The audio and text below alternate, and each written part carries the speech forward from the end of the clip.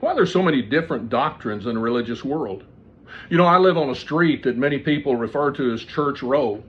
You find that as you go up and down it, you can find at least 5 different ways of salvation.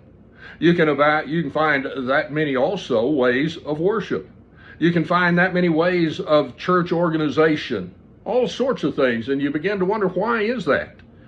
Well, the reality is it's not God's fault. In the book of John, the 8th chapter, in verse 31, the Lord said, if you can continue in my word, then are you my disciples indeed. He went on in verse 2 and he says, you can know it. You can know the truth, and the truth will make you free. That truth is identified in John 17:17 as his word. Sanctify them in truth. Thy word is truth. So if we can know it and he's given it to us, why are there so many different doctrines? In 2 Timothy, the Apostle Paul gives us at least some of the reasons. He charged the young evangelist Timothy to preach the word, to be instant in season, out of season, reprove, rebuke, exhort, with all long suffering and doctrine. For the time will come when they will not endure sound doctrine, but will, after their own lust, heap to themselves teachers having itching ears. And they shall turn away their ears from the truth, and shall be turned unto fables. Well, you look at that and you find, first of all, so many people don't see the importance of teaching that word. He didn't say preach a word, he said preach the word. That truth that's delivered. That's the message that has to be there. Then he pointed out that there are those who don't like that. They have itching ears. They want to hear what sounds good, feels good, what everybody else is doing. And so they will look for teachers that will scratch those itching ears. And the truth is, there are plenty of those around who aren't pleasing God, but they seek to please men, as the writer in Galatians says. And the Lord said you shouldn't even claim to be a servant of God. But the reality is, too, that you look, and so many people look at this religious world in spite of that, and they say, isn't it great we can have our own beliefs?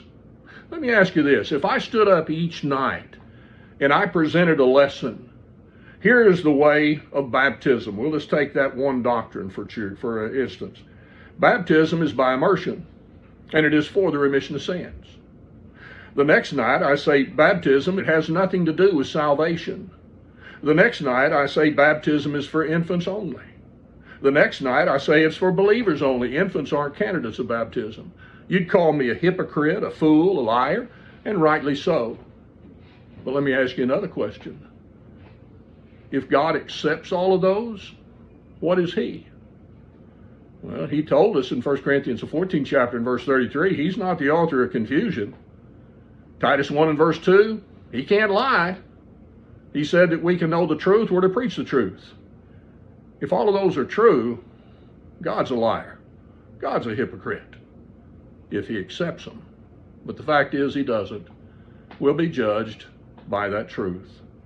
Wouldn't it be good for us if we would simply stand up and look to God's word, have a love of the truth, as Paul spoke of in the letter to those in Thessalonica, in the second letter in chapter 2.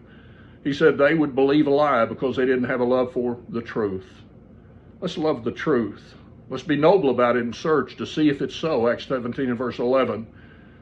Let's strive to have the unity that Jesus prayed for, that he died for. And that's only in obedience to his will. If we can help you to do that, I hope that you'll contact us and let us know. We'd be glad to help in any way that we can. Thank you for listening.